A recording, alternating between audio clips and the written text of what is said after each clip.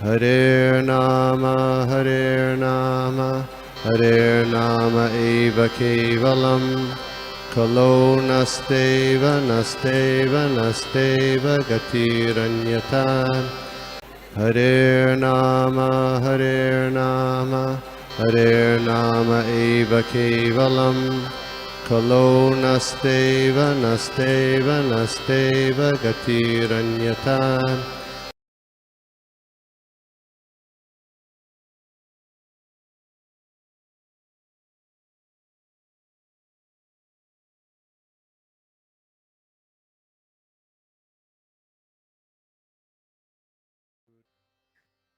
तो आज हम लोग देख रहे स्कंद दूसरा अध्याय दूसरा श्लोक संख्या 1। नमो ओम विष्णुपादाय कृष्णप्रेष्ठाय भूतले श्रीमते भक्तिवेदांत स्वामिन इति नामिने नमस्ते सारस्वते देवे गौरवाणी प्रचारिणे निर्विशेष शून्यवादी पाश्चात्य देशतारिणे जय श्री कृष्ण चैतन्य प्रभु नित्यानंद श्री अद्वैत गदाधर श्रीवास आदि गौर भक्त वृंदा। हरे कृष्णा कृष्ण कृष्ण हरे हरे, हरे राम राम राम हरे हरे। ओम नमो भगवते वासुदेवाय, ओम नमो भगवते वासुदेवाय, ओम नमो भगवते वासुदेवाय। नारायणं नमस्कृत्यं नरं चैव नरोत्तमं देवीं सरस्वती व्यासं ततो जयमुदीरयेत्। नष्टप्रायेषु अभद्रेषु नित्यं भागवत सेवया भगवती उत्तम श्लोके भक्तिर्भवति नैष्ठकी। तो आज का श्लोक इस तरह है। हम लोग दूसरे अध्याय में आज प्रवेश कर रहे हैं। कल प्रभु जी ने दूसरा अध्याय समाप्त किया था, पहला अध्याय समाप्त किया था। श्री शुक उवाच एवं पुरा धारणयात्मयोनि नष्टा स्मृतिं प्रत्यवरुध्य तुष्टात् तथा संसर्जेदत् मनो दृष्टि यथाप्ययात् प्राग व्यवसाय बुद्धि। तो translation by Srila Prabhupada, Jai Srila Prabhupada. Sri Shukdev Goswami said, formerly, prior in the manifestation of the cosmos, Lord Brahma, by meditating on the Virat Rupa, regained his lost consciousness by surpassing the Lord, by appeasing the Lord. Thus, he was able to rebuild the creation as it was before. तो इसका हिंदी अनुवाद हम लोग देख रहे थे। श्री सुखदेव गोस्वामी ने कहा, इस ब्रह्मांड के प्राकट्य के पूर्व ब्रह्मा जी ने विराट रूप के ध्यान द्वारा भगवान को प्रसन्न करके विलुप्त हो चुकी अपनी चेतना प्राप्त की। इस तरह वे सृष्टि का पूर्ववत पुनर्निर्माण कर सके। तो हम लोग इसका थोड़ा परपट पढ़ लेते। यहाँ पर ब्रह्मा जी की विस्मृति का उदाहरण दिया गया है। ब्रह्मा जी भगवान के भौतिक गुणों में से एक गुण के अवतार है। वे प्रकृति के रजोगुण के अवतार होने के कारण भगवान द्वारा सुंदर भौतिक सृष्टि की रचना करने के लिए शक्ति प्रदत्त है। तो भी असंख्य जीवों में से एक होने के नाते वे अपनी सृजनात्मक शक्ति की कला को भूल जाते हैं। जीव की यह विस्मृति जो ब्रह्मा से लेकर एक क्षुद्र चींटी तक पाई जाती है, ऐसी प्रवृत्ति है जिसका शमन भगवान के विराट रूप के ध्यान द्वारा किया जा सकता है। वह अवसर मनुष्य योनि में प्राप्त होता है। और यदि मनुष्य श्रीमद् भागवत के आदेश का पालन करके विराट रूप के ध्यान करना प्रारंभ कर देता है तो उसकी शुद्र चेतना का पुनः उदय हो सकता है तथा साथ ही भगवान के साथ अपने नित्य संबंध की विस्मृति का निराकरण हो जाता है। जो ही वह विस्मृति दूर हो जाती है तो ही व्यवसाय बुद्धि आ जाती है, जिसका यहाँ पर और भगवत गीता 2.41 में भी उल्लेख हुआ है। जीव के इस सुनिश्चित ज्ञान से भगवान की प्रेमा भक्ति उत्पन्न होती है, जिसकी जीव को आवश्यकता होती है। ईश्वर का साम्राज्य असीम है, अतएव भगवान के सहायक हाथों की संख्या भी अनंत है। भगवद गीता 13.14 बल देकर कहती है कि भगवान की सृष्टि के कोने कोने में उनके हाथ पांव मुंह तथा आंखें हैं। इसका अर्थ यह हुआ कि जीव कहलाने वाले भगवान के अंश ही उनके सहायक हाथ है और वे सब विशेष प्रकार की भगवत सेवा में निमित्त है। बद्ध जीव चाहे वह ब्रह्मा के पद पर हो या ना हो, मिथ्या अहंकार से उत्पन्न बहिरंग शक्ति के प्रभाव से इसे भूल जाता है। ऐसे मिथ्या अहंकार का निराकरण मनुष्य ईश चेतना प्राप्त करके कर कर सकता है। मुक्ति का अर्थ है विस्मृति की निद्रा से निकलकर बाहर आना और भगवान की असली प्रेमा भक्ति को प्राप्त करना। जैसा कि ब्रह्मा के उदाहरण से स्पष्ट है, ब्रह्मा द्वारा की गई सेवा मुक्तावस्था में की जाने वाली सेवा का नमूना है और वह तथाकथित परोपकार से भिन्न है, जो त्रुटियों तथा विस्मृतियों से पूर्ण होता है। मुक्ति कभी भी निष्क्रियता नहीं है, अपितु वह मानवीय त्रुटियों से विहीन सेवा है। तो हम लोग अभी इसमें मैं एक हिज ग्रेस चंचलापति प्रभु जी का एक लेक्चर सुन रहा था, जहां से मैंने ये पॉइंट्स उठाए हैं। तो यहाँ पे प्रभु जी ने बहुत अच्छा कहा था कि मिथ्या अहंकार की वजह से हम कृष्णा को भूल जाते हैं। जो यहाँ पे प्रभुपाद जी ने क्लियरली बताया कि हम लोग को भगवान को भूल जाने का मेन रीजन यह है कि हम लोग को मिथ्या अहंकार होता है। माया की वजह से हमारे और 3 गुण की वजह से हमारे अहंकार पे एक जो अहंकार जो ईगो हम लोग को भगवान की सेवा में यूज करना चाहिए, हम लोग उस ईगो को मिथ्या बना के हम लोग भगवान से दूर खुद को चला देते हैं। खुद को दूर चल जाते हैं भगवान से। और उसके वजह से होता क्या है कि हम लोग सफरिंग मतलब जन्म मृत्यु के चक्र में अटक जाते हैं और फिर हम लोग को सब आदि दैविक आदि भौतिक आध्यात्मिक ये सब क्लेश हम लोग को पाना पड़ता है। तो प्रभु जी ने इस तरह से शुरुआत की थी, पर प्रभु जी ने पूछा था कि भगवान इस दुनिया में क्यों आते हैं। तो हम लोग तो मतलब जानते हैं काफी टाइम से कि भगवान का आने का जो रीजन है, यदा यदा हि धर्मस्य ग्लानिर्भवति भारत अभ्युत्थानं धर्मस्य तदात्मानं सृजामि। तो परित्राणाय साधूनां विनाशाय च दुष्कृतां धर्म संस्थापनार्थाय संभवामि युगे युगे। तो परित्राणाय साधूनां, तो भगवान यहाँ पे क्यों आते हैं? तो परित्राणाय साधूनां, जो साधु लोग हैं उनको बचाने के लिए। तो विनाशाय च दुष्कृतां, जो दुर्जन है उनको मारने के लिए और धर्म को संस्थापन करने के लिए। तो हम लोग देखते हैं कि क्या राम जो अवतार लिया था रावण को, या कृष्ण ने कंस को मारने के लिए, दंतवक्र को मारने के लिए अवतार लिया था, क्या उनको एक्चुअली मारने के लिए कृष्ण को नीचे आने की जरूरत थी? कृष्ण तो खुद वहीं पे बैठ के सिर्फ जब जैसे महाविष्णु अपना पलक झपक सिर्फ अपना एक झांकी से पूरे ब्रह्मांड में जीवों की उत्पत्ति उत्पत्ति कर सकते हैं, तो उनको कंस जैसे कोई या रावण जैसे कितने भी बलवान वो इंसान है, कृष्ण भगवान के सामने तो वो क्षुद्र है। तो उनको मारने के लिए सच्ची में भगवान को नीचे आने की जरूरत थी क्या? तो डेफिनेटली नहीं थी। वैसे ही अगर किसी साधु को बचाना है, कोई अच्छे लोग हैं उनको अगर बचाना है, तो उसके लिए भी भगवान को आने की जरूरत थी क्या? जरूरत नहीं थी। फिर भगवान क्यों आते हैं? तो यहाँ पे हम लोग ने मतलब सुना है कि भगवान अपनी लीला दिखाने के लिए आते हैं।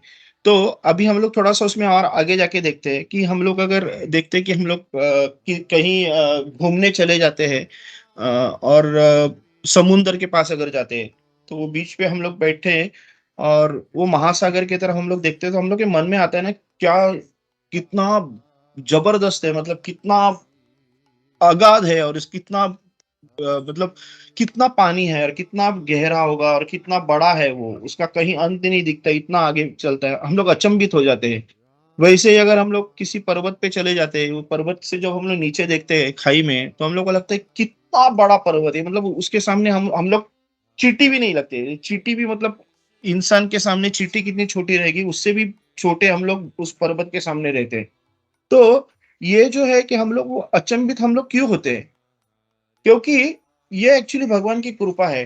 तो यहाँ पे प्रभु जी कहते हैं कि हम लोग कितना भी कुछ भी करें, हम लोग कितने भी भगवान से अनजान क्यों ना हो, फिर भी भगवान की जो जो अगाध है और जो महानता जो भगवान की है, उस महानता को हम लोग एप्रिसिएशन किए बिना, उसकी प्रशंसा किए बिना हम लोग रह नहीं सकते। हम लोग भले ही कितने मिथ्या अहंकार में से कितने भी जड़े हो, हम लोग भगवान कहने के लिए हम लोग नास्तिक मानते रहेंगे कि हम लोग कर्मी है। लेकिन भगवान की जो असीम क्रिएशन है, भगवान का जो इतना बड़ा निसर्ग, जो प्रकृति भगवान ने जो बनाई है, वो इतनी असीम है और इतनी चेतनामय है और इतनी जबरदस्त है कि मतलब उसको हम लोग कभी भी उससे मतलब उसकी तारीफ किए बिना हम लोग नहीं रह सकते। आज हम लोग इतना देखते हैं कि ये सब जो एनवायरमेंटल जो है, निसर्ग प्रेमी लोग जो है, वो कितना मतलब पेड़ों को बचाओ, मिट्टी को बचाओ, क्लाइमेट को बचाओ, ये सब करते रहते हैं। तो वो क्या है, मतलब उनका क्या है, वो एक चीज जो भगवान ने क्रिएट की है उसको बचाने के पीछे लगे हैं। तो मतलब ये क्लियर है, मानने के लिए तो वो खुद को मानते रहेंगे कि हम लोग भगवान को पे बिलीव नहीं करते, हम लोग ये भगवान वगैरह कुछ होता नहीं है करके कहने के लिए तो सब कुछ कर रहे हैं, लेकिन वो कर क्या रहे, आखिर में भगवान की ही सेवा करे। भगवान ने जो क्रिएशन किया है उसी क्रिएशन को बचाने के पीछे वो लगे। तो मतलब एक तरीके से वो भगवान की सेवा ही कर रहे हैं, लेकिन वो अज्ञान में कर रहे हैं, एक इग्नोरेंस में कर रहे हैं, भगवान से दूर जाके भगवान की ये कर रहे हैं। तो ये जो है, ये क्या है, तो ये भी एक विराट रूप की सेवा जैसी है। और ये विराट रूप, जो भगवान का जो विराट रूप हम लोग जो कह रहे हैं, मतलब कि पहले अध्याय से हम लोग देख रहे हैं कि भगवान के विराट रूप के बारे में बहुत चर्चा हो रही है। तो भगवान का विराट रूप मतलब हम लोग अभी देखेंगे तो ये क्रिएशन जो है, ये इतनी बड़ी प्रकृति है, इतने इतने बड़े पर्वत है, इतने महासागर है, मतलब उनके उनकी वो जो है वो भगवान का ही क्रिएशन है और वो एक विराट रूप की तरह ही है। आज हम लोग देखते हैं कि निसर्ग पे ये जो ये जो कह रहे हैं कि हम लोग निसर्ग को बचा रहे हैं, आज वही लोग जो जब किसी पेड़ की तरफ देखते हैं तो उनको पता चलता है कि पेड़ का हर एक पत्ता हर एक पत्ता का जो उसका जो शेड है, हरे रंग का, वो अलग अलग रहता है। अगर देखोगे तो हजारों पत्तों में हजारों शेड डिफरेंट डिफरेंट रहती है, कोई भी एक पत्ता दूसरे पत्ते से मिलता नहीं है। तो इतने बड़े इतने अच्छे अच्छे शेड, इतने शेड्स जो कभी मतलब हम लोग कितना भी क्रिएशन क्यों न करें, कितना भी साइंस में कितना भी प्रोग्रेस करेंगे, लेकिन इतने इतने इतने शेड्स हम लोग सिर्फ पत्तों का, एक पेड़ के एक पत्ते का शेड उसी पेड़ के दूसरे पत्ते से मिल नहीं सकता है। इतने डिफरेंट शेड्स रहते हैं। वैसे अगर हम लोग देखेंगे, ये जो हम लोग फूल देखते हैं, फूल, तो फूलों के भी बारे में देखते हैं कि फूलों में इतने अद्भुत रंग है, इतने अद्भुत रंग है। मछली को हम लोग देखें तो मछली में अभी हम लोग तो कभी हम लोग एनिमल प्लेनेट में जाते हैं और वहां पे अगर हम लोग जब वो अंडर वाटर का जब हम लोग ये करते हैं, तो हर एक में जो इतने सुंदर सुंदर शेड के सुंदर सुंदर मछली है, इतने इतने ये पक्षी है, उनमें इतने अलग अलग ये है, मतलब सब पक्षी की वैरायटी है, हर एक पक्षी में एक सुंदर शेड रहता है, उनके कलर इतने सुंदर रहते हैं। तो ये जो सब कुछ है, ये भगवान का ही खुद का ये मैनिफेस्टेशन बोल सकते हैं हम लोग, ये भगवान ने ही अपने अ, विराट रूप से ये सब चीजों को एक, मतलब हम लोग उससे बोल सकते हैं कि ये भगवान का आर्टिस्टिक क्रिएशन है, बराबर। और ये अल्टीमेट आर्टिस्टिक क्रिएशन है कि इतने सुंदर तरीके से, मतलब हम लोग आज साइंस की मतलब बात करें, कितना भी हम लोग प्रोग्रेस क्यों ना कर सकेंगे, तो हम लोग ये सब शेड्स आज नहीं बना सकते। मतलब आज मैकेनिकल जब एडोब फोटोशॉप वगैरह में हम लोग ड्राइंग करते हैं और इतने इतने अच्छे अच्छे कलर्स डालने का ट्राई करते हैं, लेकिन वो कोई भी नेचुरल कलर, कोई नेचुरल फिश हो या मछली हो या नेचुरल कोई तो बर्ड हो, प्राकृतिक अगर कोई हम लोग पक्षी देखेंगे, उसके जो कलर्स है, तो वो कलर को मैच नहीं कर सकते। तो यहाँ पे हम लोग देखते हैं कि भगवान का जो है आर्टिस्टिक जो क्रिएशन है वो इतना अल्टीमेट है, इतना जबरदस्त है। वैसे अगर हम लोग देखेंगे तो ये गंधर्व जो है, गंधर्व का हम लोग ने अगर गाना सुना, मतलब हम डायरेक्टली तो सुना नहीं, लेकिन हम लोग ने जो स्क्रिप्चर्स में से हम लोग जो सुना है या पढ़ा है, वहां पे इतना कहा जाता है कि उनका जो आवाज है वो इतना सुमधुर है, इतना सुश्राव्य है कि हम लोग मतलब लता मंगेशकर, किशोर कुमार जो हम लोग आज जो जानते हैं, मोहम्मद रफ़ी की इनकी आवाज़ की तुलना कहीं किसी से की नहीं जा सकती या किसी की इनकी इनकी आवाज़ से तुलना की नहीं जा सकती थी। लेकिन इनका आवाज़ इन गांधर्वों के सामने कुछ नहीं है। ये हम लोग ने अपने स्क्रिप्चर्स में वे यहाँ से पढ़े हैं, स्टोरीज़ वगैरह में पढ़े हैं कि गंधर्व इतने सुमधुर गाते थे। तो ये गंधर्व को बनाया किसने है? ये अपने जो सुप्रीम पर्सनालिटी ऑफ गॉड है श्री कृष्णा, हम जिसको भगवान पूर्ण पुरुषोत्तम भगवान मानते हैं, उन्होंने ही तो इन सबको बनाया है। तो ये अगर हम लोग पक्षी देखें, वो पक्षी का कलर, पक्षी का सुमधुर आवाज, ये गंधर्व की सुमधुर आवाज, ये जो मछली के इतने सुंदर कलर, ये अगर हम लोग जो फूल पौधे पत्ते, इनमें अलग अलग जो शेड्स, ये सब जो शेड लाना जो है वो किसने किया है? वो भगवान ने किया है। तो भगवान अगर इतना सुंदर क्रिएशन करता रहेगा तो भगवान कितना सुंदर हो सकता है। तो यहाँ पे प्रभु जी कह रहे थे कि इस निसर्ग की जो निसर्ग के प्रति जो प्यार करता है, वो एक तरीके से वो भगवान का पे उसकी भगवान की ही पूजा करना है। तो that is the first step in appreciating God's creation and first step towards Krishna consciousness, कि इस निसर्ग के प्रति या फिर ये जो हम लोग महासागर की अगाधता को देख के अचंभित होना और उसकी तारीफ करना, ये सब हम लोग जब करते हैं तो एक तरीके से हम लोग भगवान की ही स्तुति कर रहे हैं, भगवान की ही कर रहे हैं, लेकिन वो अज्ञानवश कर रहे हैं। फिर भी जैसे हम लोग जानते हैं कि भगवान इतने प्यारे हैं कि अज्ञानवश भी की हुई भगवान की भक्ति भगवान बहुत प्यार से एक्सेप्ट कर लेता है। तो बोलते हैं कि हम लोग ये जो भी अगर इनके प्रति भी हम लोग अगर कुछ भी एप्रिसिएशन करेंगे तो भगवान के प्रति हम एक कदम आगे बढ़ाते हैं। तो और आगे चल के प्रभु जी ने ये एक श्लोक के बारे में जिक्र किया है जो हम लोग ने देखा है, यद्य द्विभूति सत्वम श्रीमदुर्जितम एव वा तत् देवावगच्छम गच्छत्वम मम तेजो संभवम। तो यहाँ पे कहते हैं कि तुम जान लो कि यद यद यद यद विभूति तो मतलब जितना जितना भगवान ने जब 10वें अध्याय में अर्जुन को जब कहा रहा था कि तुम जहां जहां देखो, जहां जहां तुमको ऐश्वर्य दिखता है, जहां जहां तुमको सौंदर्य दिखता है, जहां जहां तुमको मतलब अचंभित करने वाला आश्चर्यचकित करने वाला कुछ लगता है, वो सब मेरा क्रिएशन है।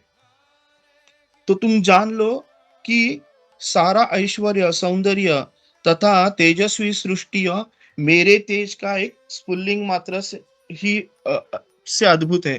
तो यहाँ पे प्रभु मतलब प्रभु जी ने इस चीज को हाईलाइट किया है कि भगवान ने क्या किया था कि ये सिर्फ एक उनका एक सिर्फ छोटा सा अंश है कि ये जो हम लोग दुनिया में देख रहे हैं कि इतनी इतनी सुंदर और इतनी इतनी जो मतलब निसर्ग को हम लोग देखते हैं और बोलते हैं ना इतनी सुंदर, वो तो भगवान का एक सिंपल अंश है।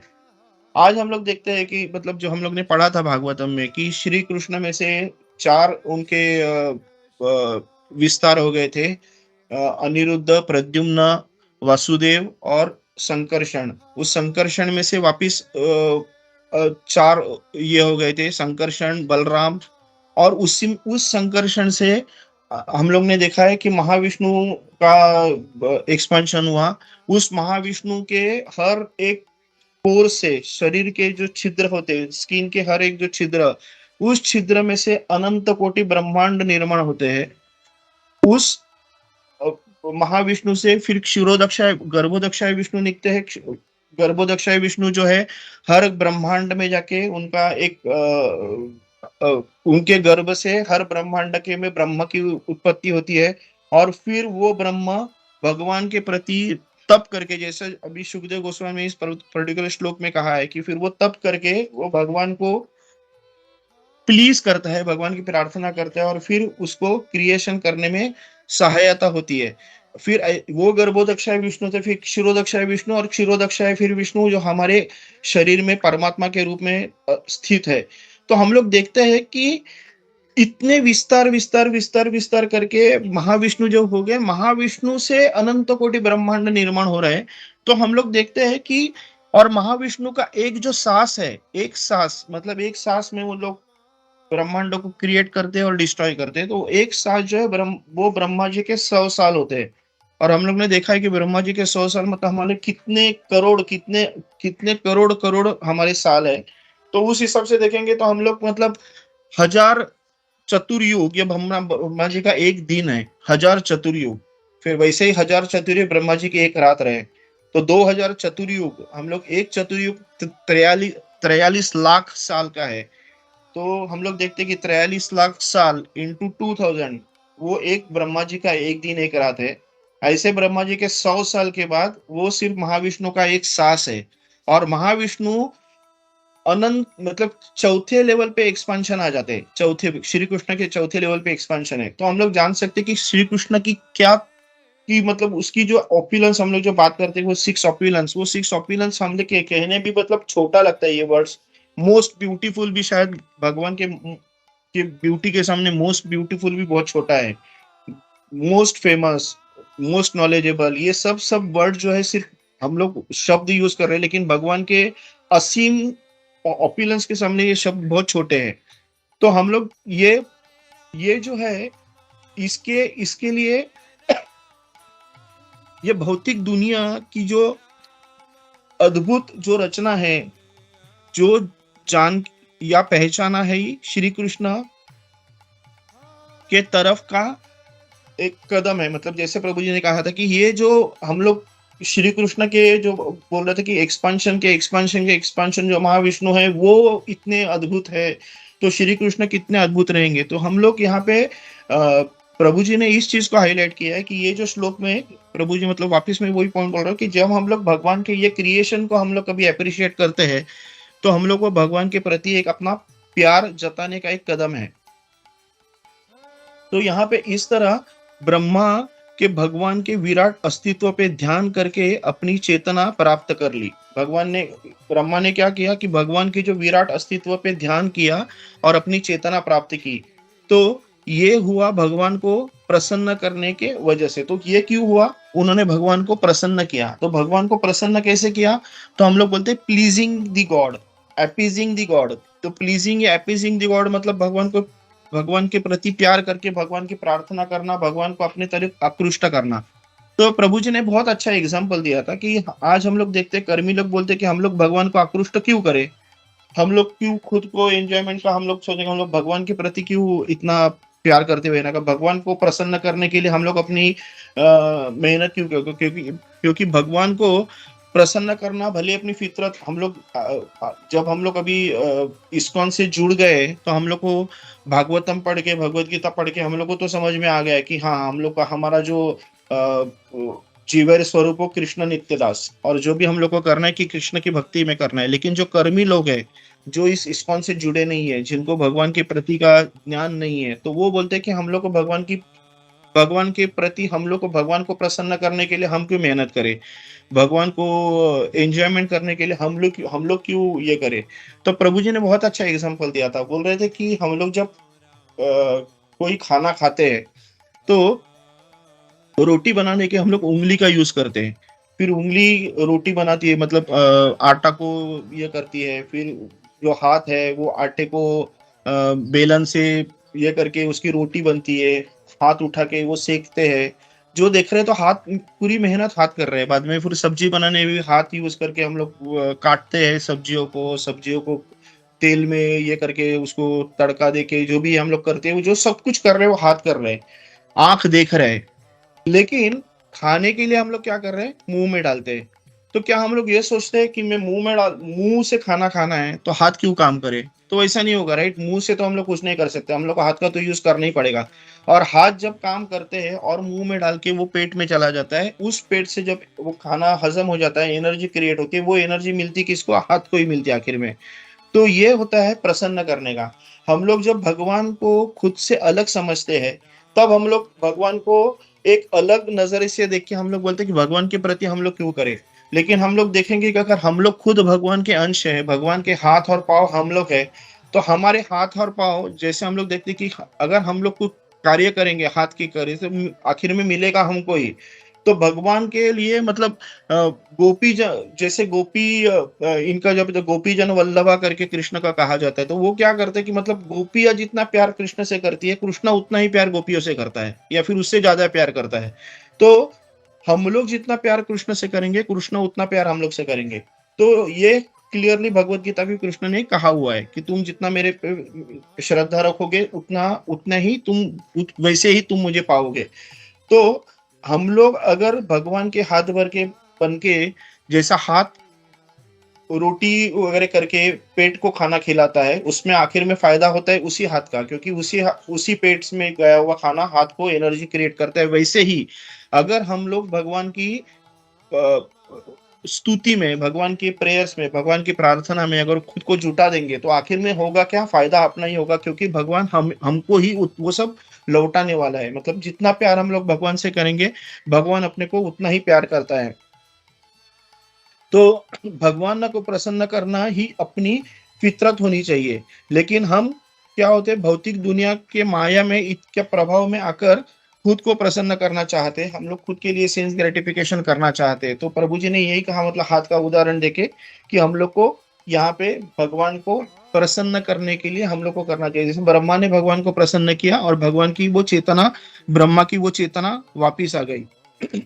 यहाँ पे और एक अच्छा एग्जाम्पल प्रभु जी ने दिया था कि हम लोग अगर मतलब प्रभु जी बोल रहे हैं कि कोई एक अमीर आदमी है, हम लोग उस आदमी के पास गए, वो अमीर आदमी हम लोग को कह रहा है कि मेरे पास बहुत बंगले हैं, मेरे पास अ, इतने गाड़ियां हैं, आज मेरा लंदन में बंगला है, दुबई में बंगला है, मेरा मलबार हिल में बहुत बड़ा बंगला है, बैंक में मेरे करोड़ों अरबों बैलेंस है, इतनी सारी मैं गाड़ियां घुमाता हूँ। लेकिन मेरा बेटा है ना, वो बहुत गरीब है, वो होमलेस है, उसके पास घर ही नहीं है। तो ये हम लोग को थोड़ा सोच में पड़ेंगे ना, ऐसे कैसे हो सकता है? बस आपके पास इतना पैसा है, आपके पास इतना मतलब धन दौलत है, इतनी सारे बंगले हैं, इतनी सारी गाड़ियां है, तो आपका बेटा कैसे होमलेस हो सकता है? आपका बेटा कैसे गरीब हो सकता है? आपका बेटा कैसे उसको मतलब खाने के वांदे हो सकते हैं? तो ये चीज नहीं हो सकती, राइट? तो यहाँ पे प्रभु जी ने बहुत अच्छा एग्जाम्पल दिया कि भगवान ने 15वें अध्याय में कहा, क्या कहा है श्लोक, ममैवांशो जीवलोके जीवभूता सनातना मनःषष्ठानि इंद्रियाणि प्रकृति स्थानी कर्षति। तो यहाँ पे ममैवांशो जीवलोके, हम भगवान के अंश है, हम भगवान के बेटे हैं। भगवान पूरा ओप्युलेंट है। कितना हम लोग कितना भी सोचे, हम लोग मतलब हमारी सोच के बाहर है। भगवान का ऐश्वर्य हमारे सोच के बहुत बहुत बाहर है। तो इतना ऑप्युलेंट, इतना ऐश्वर्यवान भगवान कि हम लोग जो संतान है, वो हम लोग क्यों तकलीफ में है, हम लोग क्यों भुगत रहे हैं?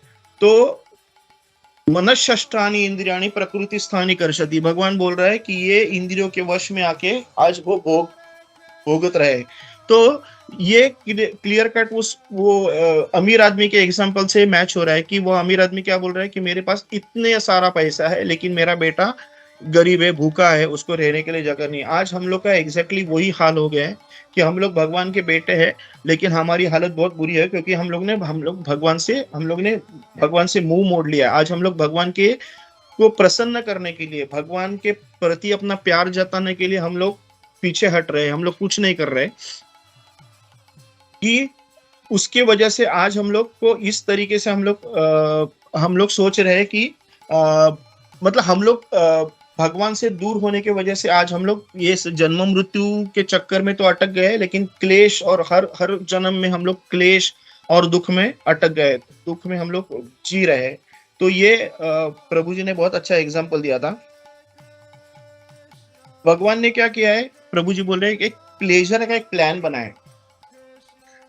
भगवान ने एक अच्छा एक प्लान बनाया कि चलो इस प्लान में समीर राजे ये करेगा, फलाना ये करेगा, फलाना वो करेगा। लेकिन समीर राजे क्या बोल रहा है कि नहीं नहीं, मुझे भगवान के प्लान में इंटरेस्ट नहीं, मैं अपना खुद का प्लान बनूंगा, मैं भगवान को एंजॉयमेंट के लिए मैं क्यों अपना मेहनत करूं।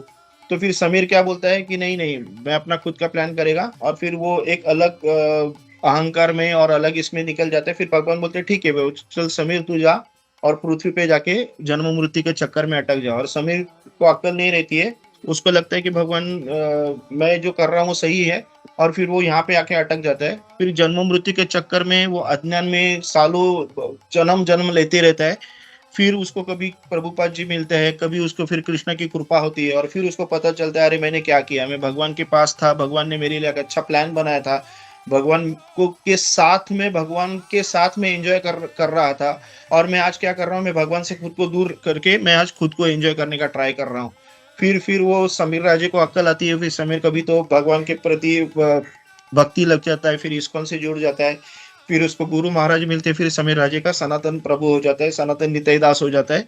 फिर वो सनातन निताई दास को अक्ल आ जाती है कि हाँ अपने को भगवान की प्रति प्यार, फिर वो भक्ति मार्ग में साधु संघ ऑनलाइन के साथ जुड़ जाता है, और फिर भक्ति में आगे बढ़ जाता है। तो ये भगवान ने जो किया हुआ प्लान है, उस प्लान में हम लोग को उसने इन्वॉल्व किया है। वो इन्वॉल्वमेंट से हम लोग दूर निकल के क्या करते, खुद का अलग से प्लान बना लेते, और खुद का अलग प्लान बनाने से हम लोग पूरी तरह से जन्म मृत्यु के चक्कर में बहुत ये हो जाते कि हम लोग अटक जाते हैं, और इस जन्म मृत्यु के चक्कर से बंधे होके हम लोग क्लेश और दुख भोगते रहते हैं। फिर और एक पॉइंट यहाँ पे अमोघ दृष्टि। अमोघ दृष्टि का यहाँ पे क्या कि भगवान की जो मेमोरी, भगवान की जो बुद्धि, भगवान की चेतना क्यों वापिस आ गई, क्योंकि वो जो उनकी जो जब तक आप भगवान को पूर्ण जानते नहीं है, उन्हें अपने को क्लैरिटी तब तक नहीं मिलेगी, बराबर।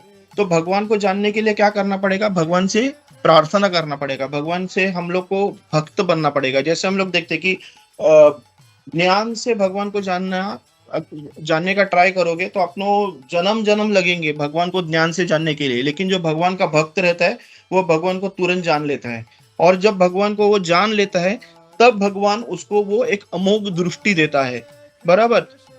भगवान को संपूर्ण शरण जाके, वैदिक लिटरेचर को पढ़ के, सुखदेव गोस्वामी जैसे महान गुरु को समर्पण करके हम अपनी भक्ति बढ़ाने के, भगवान को जानने का प्रयास कर सकते हैं, बराबर। तब हम लोग जब भगवान का जानने का प्रयास करेंगे तब हम लोग को वो अमोघ दृष्टि मिलेगी। और फिर अमोघ दृष्टि यहाँ पे वो जो श्लोक में दिया है कि वो अमोघ दृष्टि क्या होगा, फिर उस हम लोग भगवान को उस अमोघ दृष्टि से, जैसे वो दृष्टि जैसी विराट रूप को देखने के लिए अर्जुन को भगवान ने जो दृष्टि दी थी, बाकी लोग नहीं देख पाए थे लेकिन अर्जुन देख पाए और संजय देख पाए, क्योंकि वो दृष्टि उनको मिली थी। तो वो अमोघ दृष्टि जो हम लोग को मिलेगी कब, हम लोग जब भगवान के प्रति हम लोग पूरी समर्पण करेंगे। तो आगे चल के फिर व्यवसाय बुद्धि करके, ये भी बहुत इंपॉर्टेंट वर्ड है। जैसे कल गोपी बनु प्रभु जी ने इस पर्टिकुलर इसका भी जिक्र किया था कि क्या है वो असर्टेंट बुद्धि, मतलब प्रभु जी ने इसका मीनिंग एक्चुअली था कि असर्टेंट इंटेलिजेंस। असर्टेंट इंटेलिजेंस मतलब ऐसा इंटेलिजेंस जो प्रॉपर छेद विच्छेद करके चीजों को जान के बाद में डिसाइड किया है, मतलब आफ्टर ड्यू कंसिडरेशन। एक ऐसी पर्टिकुलर इंटेलिजेंस जो अंधे विश्वास से नहीं बना गया है, बस किसी ने कहा है और मैंने मान लिया, नहीं। तो वो ऐसा इंटेलिजेंस जिसने वैदिक लिटरेचर पढ़ा है, भगवान के बारे में भगवान ने भगवत गीता में जो कहा है वो पढ़ा है, और उससे जो हमारा इंटेलिजेंस बनता है which is based on true facts, ऐसा जो इंटेलिजेंस है उसको बोलते हैं व्यवसायिक बुद्धि। तो वो व्यवसायिक बुद्धि जो थी वो ब्रह्मा की तब आ गई जब उन्होंने वो पर्टिकुलर चीजों को, मतलब भगवान के जो पर्टिकुलर ध्यान करके, भगवान को प्लीज करके, भगवान की शरण जाके, जो भगवान ने जो उनपे जो प्रसन्न जब भगवान हो गए तब उनकी वो बुद्धि को उन्होंने वो असर्टेंट बुद्धि, वो व्यवसायिक बुद्धि करके आ गए। जो हम लोग ब्लाइंड फेथ से जो करते हैं, जो बोलते कि यार मैं ये मेरे को बंदा बहुत अच्छा लगता है, इसने मुझे ये चीज कहा है तो आई बिलीव इन दैट, और करके हम लोग फिर वो चीज को मानते हैं। तो वो जो है वो दैट इज नॉट असर्टेंट, वो सिर्फ एक ब्लाइंड फेथ, एक अंधे श्रद्धा में की हुई भक्ति बुद्धि है, लेकिन वो बुद्धि असर्टेन बुद्धि नहीं है। तो प्रभुपाद जी ने इस पर्टिकुलर व्यवसाय बुद्धि करके जो बताया वो असर्टेन बुद्धि, जो बुद्धि चीजों को जान के after due consideration, after due diligence, एक पर्टिकुलर चीज को प्रॉपरली चेक करके वेरीफाई करके हम लोग किसी पर्टिकुलर नतीजे पे पहुंचते हैं, उसको हम लोग असर्टेन बुद्धि करते हैं।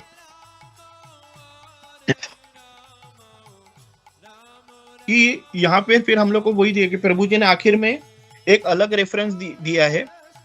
प्रभुपाद ने जो कहा है कि भगवान के हाथ और पैर सब जगह है, तो इसका मीनिंग यह है, जैसे श्लोक में क्लियरली लिखा है कि हम लोग भी जो है, हम जो जीव है, हम लोग भी भगवान के हाथ और पांव है। तो हम लोग जो हाथ और पांव भगवान के ही है, तो फिर हम लोग अपने एंजॉयमेंट के लिए कैसे हम लोग कुछ कर सकते हैं? अगर मेरी जबान, मेरा हाथ, मेरी आंख, मेरे पाँव, अगर सब कुछ ये भगवान के है, तो मैं खुद के एंजॉयमेंट के लिए उसका यूज कैसे कर सकता हूँ? मतलब ये तो चीज ऐसे हो गई ना कि हम लोग किसी के घर पे जाते हैं और कोई बंदा बोलते हैं चलो आप घर पे हमारे सो जाओ, और इस चीज की मतलब जो घर में सामान है उसको जरा देखो, या फिर उसको जरा संभाल के रखो उसको। तो हम लोग जाके वो चीज, अरे ये बहुत अच्छा है, ये चलो ये मेरा है, ये चीज मेरा है, मतलब हम लोग वो चोरी करेंगे। तो वो चोरी का मतलब कैसा होगा कि मतलब ये हम लोग वही कर रहे हैं ना। आज हम लोग जब खुद के सेंस ग्रेटिफिकेशन के लिए हम लोग जो भी कुछ कर रहे हैं, वो काइंड ऑफ चोरी कर रहे हैं, क्योंकि भगवान ने जो बनाई जो प्रकृति है, उस प्रकृति को हम लोग अपने फायदे के लिए यूज कर रहे हैं, तो वो एक काइंड ऑफ चोरी है। तो ये जो पर्टिकुलर श्लोक है, ये जो श्लोक में उन्होंने प्रभु जी ने आखिर में ये कहा कि ऋषिकेश सेवनाम भक्ति रुच्यते। हमारा जो भी कार्य है, हमारे जो भी मतलब हम लोग जो भी एक्टिविटीज कर रहे हैं, वो सभी जो हम लोग है वो ऋषिकेश के लिए करना है, क्योंकि ऋषिकेश के सेवा के लिए हम लोग का जो जन्म हो गया, ऋषिकेश के सेवा के लिए हम लोग को ये सब कुछ करना है। तो ये पर्टिकुलर जो श्लोक में जो प्रभु जी ने जो मुझे कहा था, ये एक्चुअली मैंने यहाँ पे आपके सामने प्रस्तुत करने का प्रयास किया है। अगर मुझसे कुछ गलती हो गई रहेगी तो ये मेरी डायरेक्ट गलती है, और जो भी आपको कुछ अच्छा लगा रहेगा तो ये प्रभु जी ने का ही चंचलपति प्रभु जी उनके द्वारा ही भेजा गया एक अच्छी ये है, उन्होंने ही अच्छा बताया है। तो मैं अभी अपनी वाणी को विश्राम देता हूँ, और कुछ गलती हो गई रहेगी तो प्लीज मुझे माफ कीजिए। हरे कृष्णा, दंडवत प्रणाम।